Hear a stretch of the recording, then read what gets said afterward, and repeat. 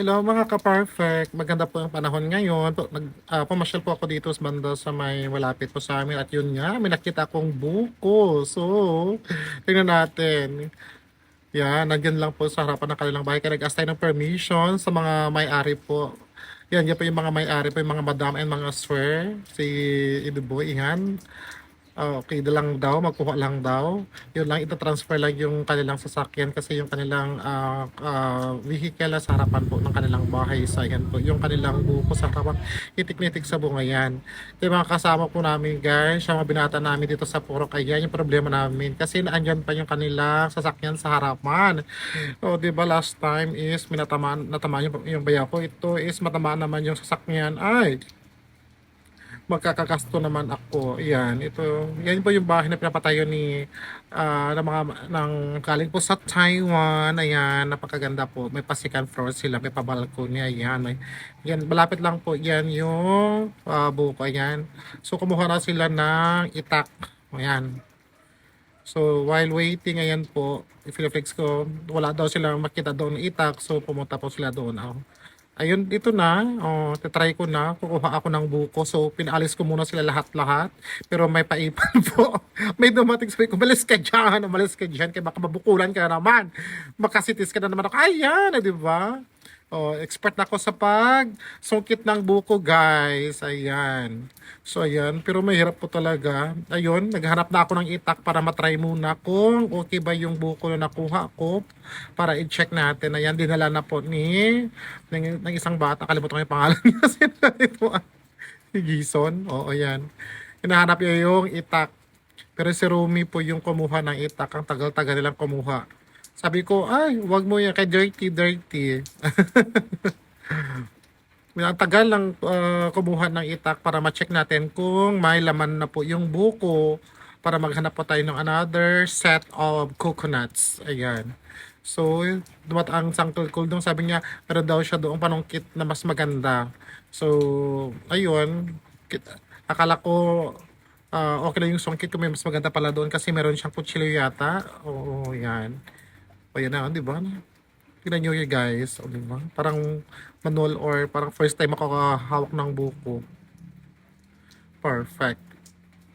Ano ba ito? Tagal. Ayan, dumating na sa wakas ang ating mahiwagang itak. So, sabi ko, hanap kayo doon ng bato na patungan ko para mas perfect, hindi directly sa lupa. Wala pa sila nakita. Ay, may bato na pero wala pa rin. Yan, din ko sa bato. Tingnan natin guys. Tingnan niyo. Yan, 1, 2, 3, go. O, diba? Perfect ako. Diba? Expert. No, alam niyo ba guys, sa kabataan ko, ay! Char lang. Practice makes perfect. Ayan. Check natin ulit. Ayan. Ayan, focus.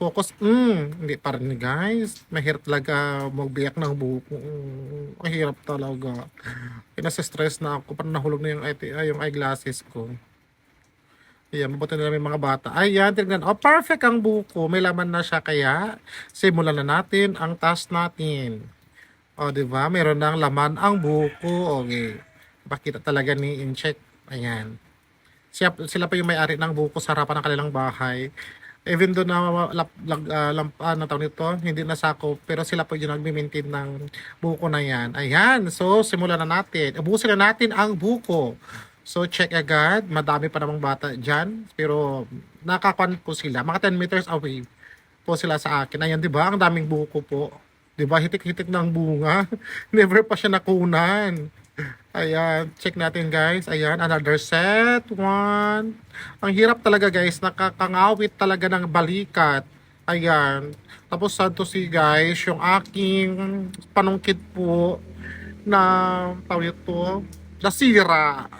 Kaya tingnan nyo mamaya guys. Ang hirap kasi guys, tingnan mo, dikit-dikit po yung mga buko. Ang hirap po. Yan po. Ah! Another set. Ayan, di ba? Ang hirap po. Pero mamaya, sabi ka ng Kuldo, meron daw siya doon panungkit na mas maganda kasi may kutsilyo po daw yun siya. Yan. Tingnan nyo, mas makuan po mamaya. Mas mabilis kumuha ng buko. Pero ngayon, yan. Talagang, nag-exert talaga ako ng effort. Yan. Pinagpawisan talaga ako yung bonggang-bongga. Ayan. So, ipanood nyo lang ako guys. Kaya talaga yung nakikita nyo sa whole duration ng video na to. Ayan. Kaya career ko, ayun, di ba? Yung mga bata, parang hindi na makapaghintay yan. kinakain na yung tinisting namin na buko. Ayan. Madami tao dyan guys sa kapalibot sa akin. Sabi nila, oo, nagsaliwa, ayan. Nasira na yung aking panungkit. Pero ilalaban ko pa rin yan sa ngalan ng content ko today. Sa mga supporters ko, ang content ko is another set of buko. Pero lesson learn, mas malayo na po sila sa akin. Yung mga bata talaga, minsan to mga pasaway talaga. Pero go pa rin ang go. Ayan. Tignan natin. Ayan. Ang tagal. Pinakuha ko kasi yung isang panungkit sa isang bahay. Kasi itong sa akin is bumaluktot na po siya. Ang hirap na pong kumuha ng buko. Tingnan nyo guys, parang wala na siyang energy. Pero kung marami pa akong energy kasi diba, nakakuha pa ako ng isa ulit. Pero tingnan nyo guys, lupay-pay na siya. Diba? Pero nilalaban ko pa rin sa ngalan ng content na ito. Mga ka-perfect saan man kayo sa buong mundo kasi guys, pumalo na sa 2.2 million views ni yung aksidente ng bayaw ko na may bash pa doon na parang buwis buhay pa daw para makagawa ng content. Excuse me po. Tapos sabi niya ang tamad ko daw kasi yun na lang daw yung source of income ko daw kahit ikakapahamak pa daw ng tao. Sabi ko naman doon is walang man yun, tawag ito, i-release lang sana, nasusungkit ako ng buko, pero hindi, it's not my intention na maka-hurt po ng tao. Nagkatao lang talaga yung pinsan ko, yung siya po, husband niya po kasi yung natamaan po ng buko. Wala pong doon, intention po na manakit para lang magka-content. Yun po, ayan. So, ayan na po yung mga nakuha kong buko. Parang 3 lang po yata. Yun nakaya ng powers ng panungkit ko. Ayan. Check naman natin kung okay na ba yung mga buko na to. Guys, sabi nila, kapag ganito po yung kulay po ng buko is parang herbal po daw ito. Nakakagamot po daw. Yun po ang sabi ng mga matatanda. Yan. Ayan, may nagbigay sa akin, di ba? Si Angel nagbigay sa akin ng bato para patungan ko para hindi directly na daw soil. Soil. Ayan, tignan natin, di ba? Another set. Inom ako dyan. Tignan nyo, guys. Diba? Another setting na nyo. Diba? Uhaw na uhaw po. Kasi ko pa naman, ilang minutes na ako nag-sungkit ng buko. Pero in fairness guys, matamis po yung kanyang sabaw. Ito yung pinaka-perfect na sabaw ng buko na natikman ko guys. At yun nga, sabi nila kapag ganito yung kulay po ng buko daw is nakakagamot po daw. Ito parang gamot po siya sa mga kidney stones. Yan. Ginashare ko sa nag-video sa akin. Ayan. Shout out pala sa videographer ko po dyan. Ayan. Si Jerome. Yes, Jerome. Si Jerome. Yan. Nagpa-substitute na ako. Nagpasab na po ako sa kanya kasi parang masyado ng masakit yung aking at ang aking balikat. Ayan na po yung panungkit na binigay sa amin ni Uncle Kuldong yan. Na may kutsilyo na po, parang kumpay po yan siya. Yan, di ba? Ang dami agad. Isang kwan lang. Di ba? Ako na, di ba? Ayan, may pabida, may pa-epal. Ako na. Ako yung kwan dito, content creator dito. Ako yung vlogger dito. Dapat ako yung may highlight dyan. Ako lang dapat dyan. So, yan. Ayan, tingnan natin guys kung ninindigan ko. Ayan. Perfect ba? Tingnan natin. Sabay-sabay tayong tingnan kung kakaya ko o makakakuha ko ng buko gamit ang panungkit na bago. Kasi saan yung panungkit ko? Nakakinis talaga. Diyan. May kasalanan ako kay bayaw ko na Aris yun. Kasi siya may-ari ng sungkit na yon na tao nito. Gikuha pa niya ito. Pinagawa niya. Yan. Ayun, di ba? Guys, dalawa agad ang nakuha. Perfect. Kaya tignan pa natin, another set, mahirap-hirap konti kasi magkakatikid sila. Pero ako na wala na pag-asa. Diba? Habang may buhay, may pag-asa. Ayan guys, diba? Malapit na maubos sa isang lapa. Nakakuha naman ako, another set. Go lang tayo sa buhay. Laban Japan. Kahit anong pagsubok na ating pinagdadaanan ngayon, mag-pray lang po tayo at mag-focus lang tayo. Ibigay natin ang best natin kasi I do believe that everything happens with a reason because destiny is not a matter of chance, it's a matter of choice. So, dapat ganun lang ang mindset natin. Wag po tayong mawalan ng pag-asa. Yan, tignan nyo, nakakuha ko ulit ako. Pero ubusin ko lahat-lahat talaga yan guys. Tignan nyo guys.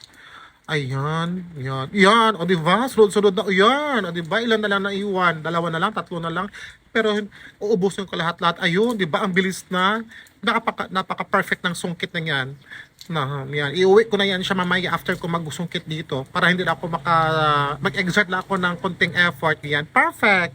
Di ba guys? Naubos na isang lapa. Sino ba? Di ba? Unlimited buko. Yan. So, mabuti na lang may mga kasama akong mga chikiting mga bata dyan. Ay, diba? Tingnan mo. Na-accomplish ko na o successful. Ayan yung mga supporters ko guys. Ang daming bata, di ba? Happy sila. Yan pa, ang dami pa nila yan guys. Ayan, may mga fans ako dyan. O, silang nung ano, shout out dyan. Ayan, kung gusto yung magpagawa ng bahay, siya po yung kontakin natin. Ayan, nagsadatingan na po yung ibang mga kabataan. Ayan. So, ako talaga yung content creator. So, ako lang dapat ang pag-open lahat-lahat ng buko na yan. Yan, tignan nyo guys. Di ba expert ako?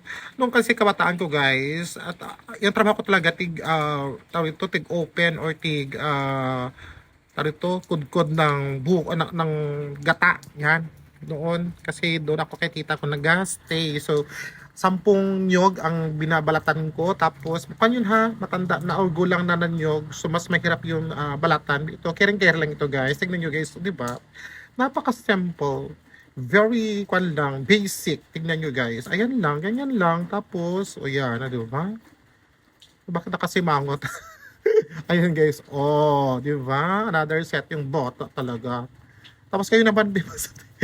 Sabi ko, kayo naman muna. Ay, mabuti na lang may mga substitute ako kasi ang hirap talaga guys, 'di ba? Kasi no yung nakatry magbuko, 'di ba? It takes talaga effort. Yan. Ayan. So, ayan na guys. Kunin na natin yung mga laman ng buko. Para mailagay na natin sa 555 sa lagayan. Ayan. So, nandiyan yung mga batang mga kasama ko. Ayan.